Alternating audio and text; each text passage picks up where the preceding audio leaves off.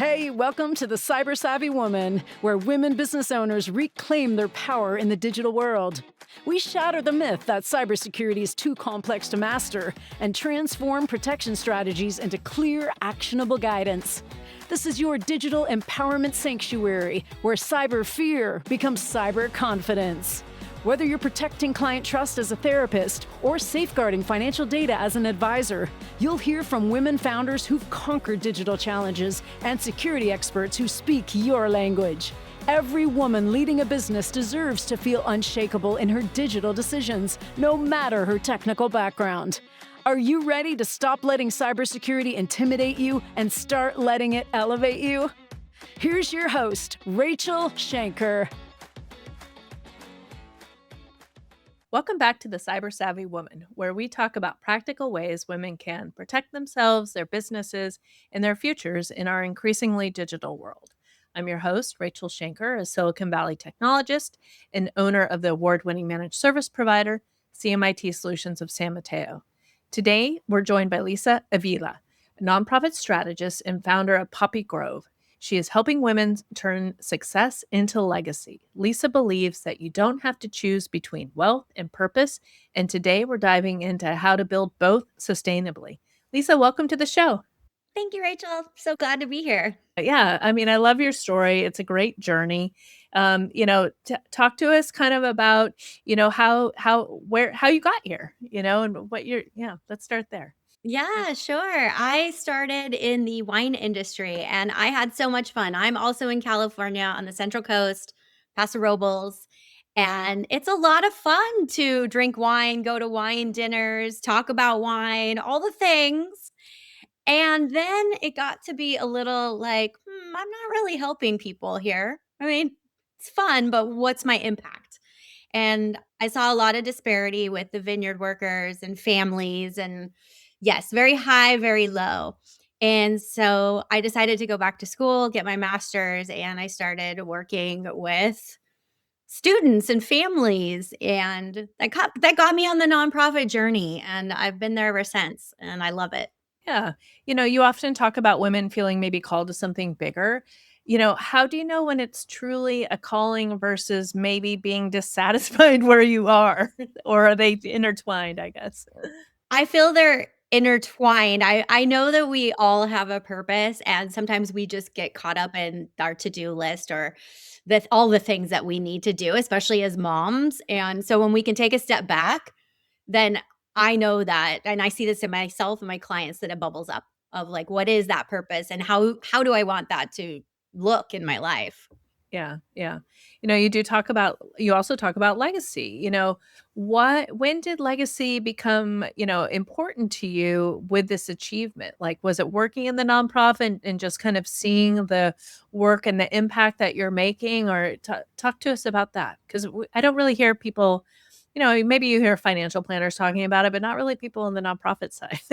That's a really great point. You do hear it when you go talk to a financial advisor, but for me, it was working with families and especially starting at the preschool level and how they want the education to look, how they want their family to move through those school years. And also women in business of you don't see many women's names on buildings. Why is that? It's because I wasn't even given that notion growing up. And to me, that's legacy. When you can make enough money, build a foundation, a nonprofit where your name is up on the building, yes. Yeah, no, that's a great point. I quickly was like, "Oh, yeah, and there's Julia Morgan, I think, in the East Bay," but yeah, not a lot. Um, when you think about, what do you hope your children kinda learn from watching your journey? I mean, I think you're such a great role model, and, like, are they cueing into what you're doing? And, what's their take on that? Thank you. I have 3 boys, and, to be honest, I have 3 white males, so I know that they are going to be just fine in this world if however they choose to move through it. But from what I have seen, I have 2 in college now, and they are helping others. They are in a fraternity, they are mentoring, they're going out and volunteering. To me, that is what I want to see. I want to see the next generation wanting to keep helping and creating that legacy. Yeah, no, that makes sense. So let's talk about like take us through. So I want to start a nonprofit. Tell me how you would help me. What is the process? How do you engage? What's the length of your engagement or tell us more about that. Yes. So when women come to me, I do have a framework, of course, because I'm a strategist. And I have my 4 Ps, and I really do start with the purpose of why do you want to start this nonprofit? Because you could do anything. You could go collaborate with another nonprofit. You could volunteer, which a lot of moms and women do. That's how they start. They volunteer, they see the need, but then they want to do more. So we really dig into the purpose and the people. Who do you want to serve? And how are you going to serve them? That's a big one also, because a lot of us go in kind of we don't try to, but we have that savior kind of, "I'm gonna come in and save you, and I'm gonna tell you what you need," and I see that in a lot of nonprofits, and I don't work that way. I want to know what the end user actually needs. So we spend a lot of time talking about that and developing the systems and the strategies so that they can then go out and actually help their community. Yeah. And then they have their purpose, they know their plan, they know what they're gonna do. Then do you help them with getting the grant money? Do you help them with grant writing, or is that something you kinda guide them and point them in a direction, or how does that work? I can do grant writing. I prefer not to because I like the strategy of where is your funding going to come from? How are we going to set up those systems? And then I'm going to refer you to someone I usually know that is an expert. Yeah. And then do you just send them on your way, or do you kinda keep are you, like, on call for them if they come to a crisis point or they have a fork in the road and they have to pick, how long is that engagement, or do you kinda just set them on their way and then they go? I really, I haven't had any clients that I've just been like, goodbye, good luck, because we develop relationships and there's a lot of mindset and kind of life work that goes into it also as you're putting yourself out there and being an advocate and being visible. So, no, we continue to work together. I've worked with one client, we're on 4 years now, and she's taking her nonprofit global. Oh, wow. And so that has been amazing to see and help with. Yeah, so you're in her, team, you're helping them, and you continuing on. Yes. Okay, that makes a lot of sense. Have you ever told anyone maybe they shouldn't start that nonprofit, or are you able to kind of always kind of maneuver in a way that there's good in at the end? Or, is that happened to you before or not so much? I'm a very honest, truthful, kind of no filter woman, and so I have said, I don't know that you have the bandwidth for this, and it is true. You really have to put a lot of your mental, emotional, financial, like, all of it has to be, there, and you can collaborate. It's just getting in your community and helping to start, and once you start helping, then you see what you could do, and then usually they come back like, "Okay, now I'm ready." Yeah, exactly. No, I like that you're not like, "Okay, we're just gonna do it," and in the back of your mind, like, "I don't know." You're like yeah, that makes sense. And what kind of separates those nonprofit organizations that really are creating that lasting impact, compared to maybe those that might fade away after a year or 2? What do you is it the purpose, or what are you thinking is, the key to their success? Yeah, I think honestly, financially, if you don't have a diverse way of bringing in money right now with all the funding that has been cut, you're gonna be in a lot of trouble. And so that to me is really what keeps nonprofits afloat these days. Gotcha. The funding, yeah.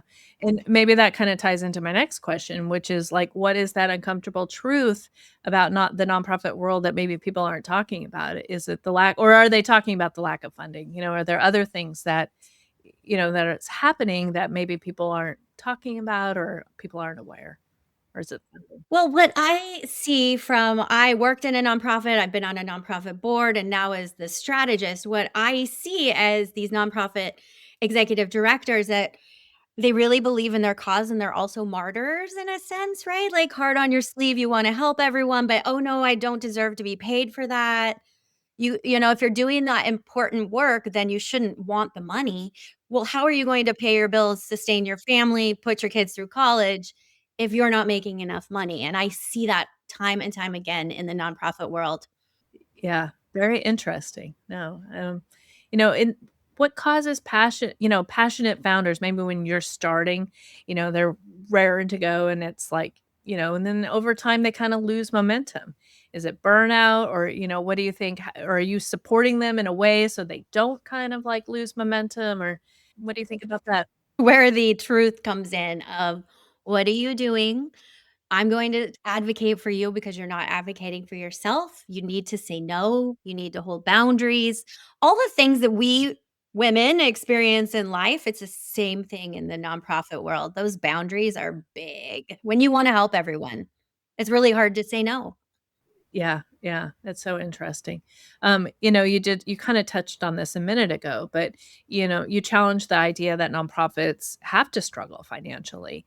Why is that belief so common? Why do you think that's kind of I've even had that. Like I have some nonprofit clients where I was like, oh, I shouldn't charge them, full rate. And then like I see their budget and they're like fully funded, and I'm like and not like I have to overcharge, but, like, it's interesting. I don't know where that, belief came that I don't know, what is happening there? Yeah. No, I'm with you. It's been there a long time and it just keeps circulating until we kind of knock it out of the way, right? Yes. Of and I do believe it is great that you can get, you know, platforms and different things that you can get at a discount because you are a nonprofit. Absolutely. We should help where we can. But when it comes to salaries and your team, no. People deserve to be paid well and compensated for their work. And I see that a lot and I still see it. And it's the reason I left working at a nonprofit. I just couldn't make it on that salary. Right, right. Do you think sometimes a nonprofit can be too focused on the mission and maybe not focus on sustainability, like the operations or the financials? How do you kinda help them meld those 2 things? Absolutely. It's so great that they wanna go out and they want to help everyone, but if you don't have your base and your systems, like you don't have project management, you don't have CRM, you don't even have a spreadsheet where you're tracking things, it's not going to last. It's not sustainable. Right. And so are you helping them, like, encouraging them to configure and set it up, or do you do the setup, or do you kinda look over their shoulder, or, like, how does that where's your engagement start and stop?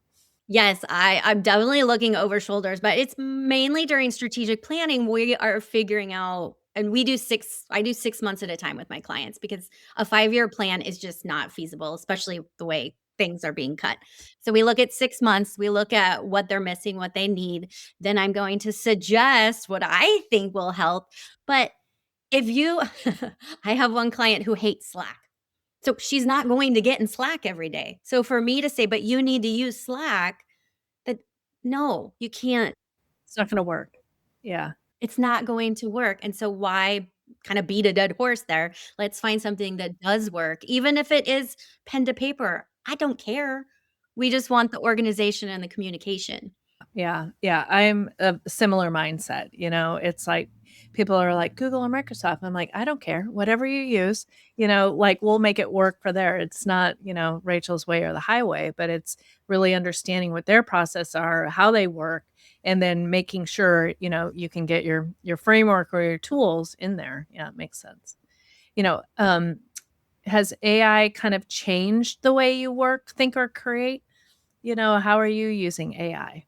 It's interesting with my clients, they don't like it, and I completely understand, and when you have team members and all they're doing is spitting out AI and you know it because everybody knows the M dashes and the here's the truth and, like, when it's AI.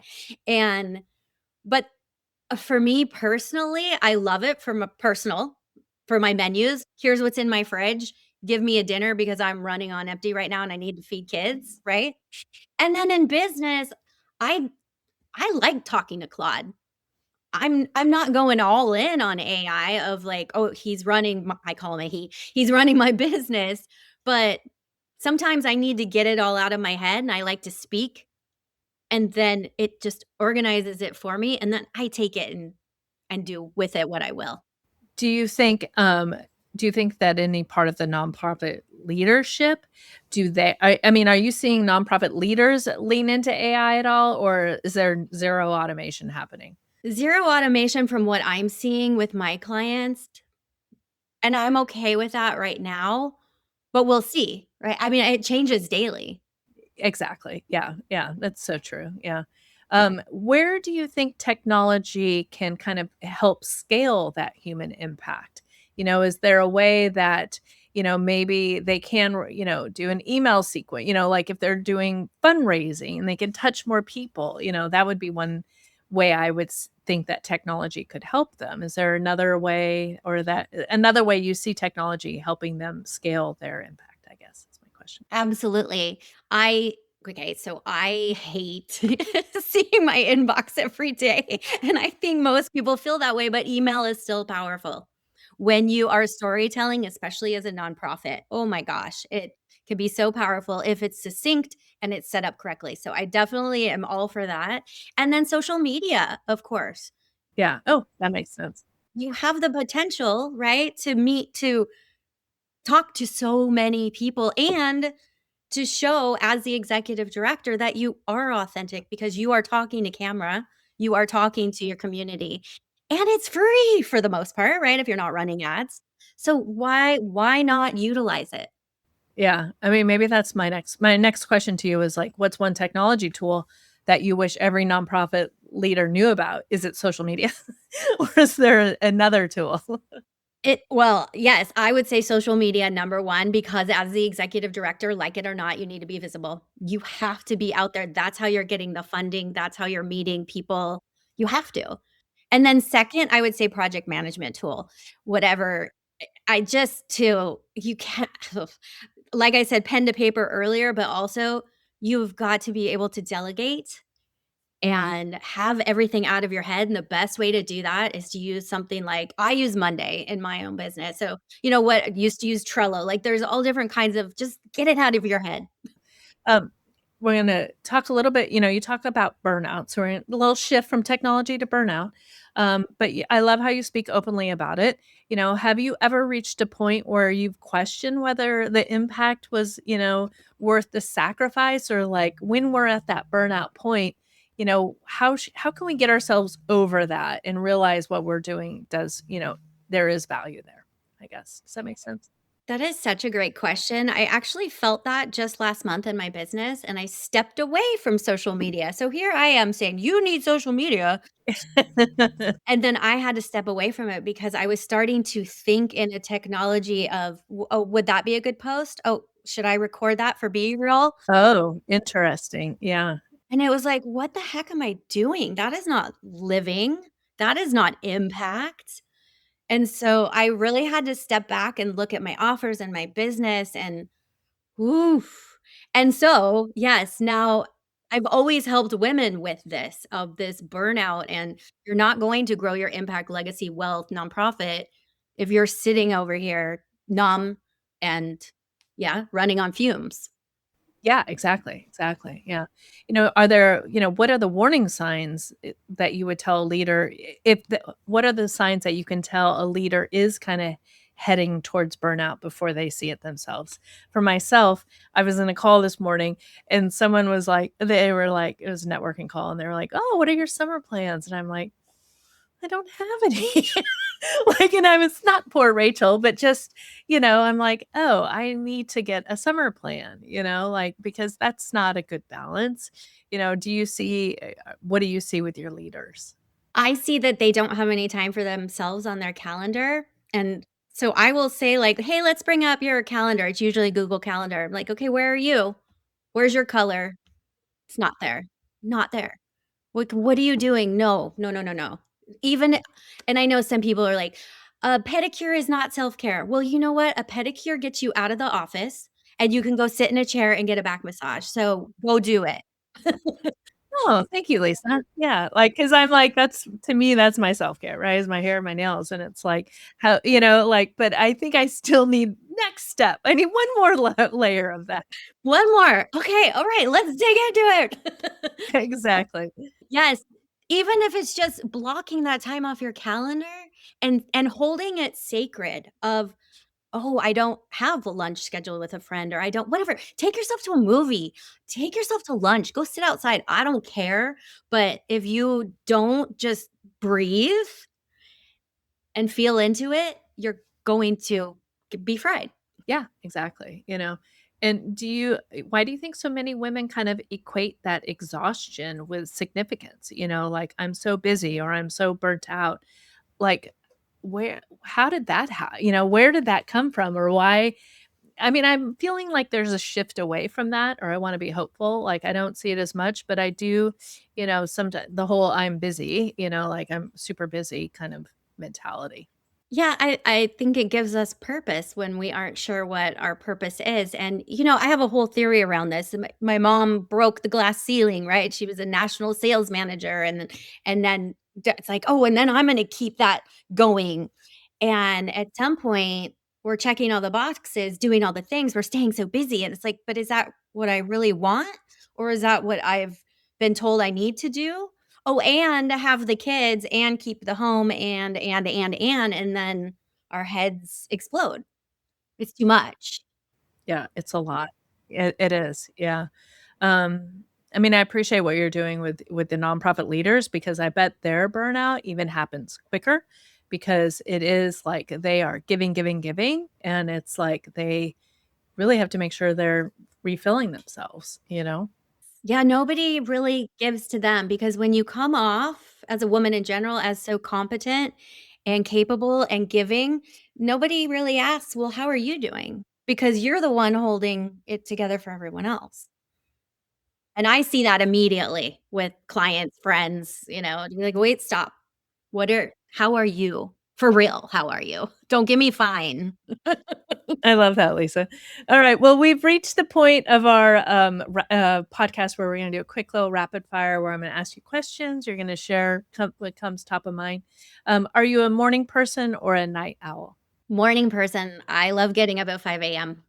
Me too. Favorite app you can't live without? Oh my gosh, my Google Calendar, I wouldn't know what to do next. Exactly. I actually missed like a happy hour because it wasn't in my calendar. Me? Like, I had RS and they were like, "Rachel, you were the first RSVP." And I was like, "I know, but you didn't send me a calendar invite," and it just went away. Yeah, sorry. What is one word your children would use to describe you? Probably crazy, but I hope fun. Yeah, yeah, I'm sure. And are you a coffee or a tea person? Coffee. And what is the best advice you've ever received? The best advice I have ever received actually came from Brené Brown reading that, the days are long, but the years are short when it comes to being a mother and childhood. Yes. Yeah, that's so true. What is one thing you wish more women believed about themselves? Wow, that that's a good question. Uh, they don't have to take care of everyone, and they're still worthy. Yes, yes, I love that. And what does it mean to you to be cyber savvy? Ooh, this is a good one. This is me. I'm never going to be able to keep up with my children, right, who are digital natives, but for me, keeping up on just reading and learning as much as I can as I get older, that is super important to keep up with the times. Yes, yeah, it's so true. Lisa, this was such a powerful conversation. I love how you're helping women realize that they don't have to choose between success and significance. Can have it all, they can build it. Thank you for the work that you're doing to create real lasting impact. And to our listeners, if you want to find Lisa, please check out our show notes so you can find her on LinkedIn and her website. And if you've enjoyed this conversation, don't forget to follow, rate, and share the show. Lisa, thank you so much. I really appreciate your time today and the work that you're doing. Thank you, Rachel. Yeah, have a good day. Thanks, you too. The Cyber Savvy Woman podcast requires more than a conversation. It takes action, research, and collective wisdom. If today's episode resonated with you, we'd love to hear your insights. Join the conversation and help us shape the future together. We'll be back with more stories, strategies, and real-world solutions that are making a difference for everyone. In the meantime, be sure to subscribe, rate, write a review, and share it with someone you think would benefit from it too. Hey, thanks for listening, and see you on the next episode.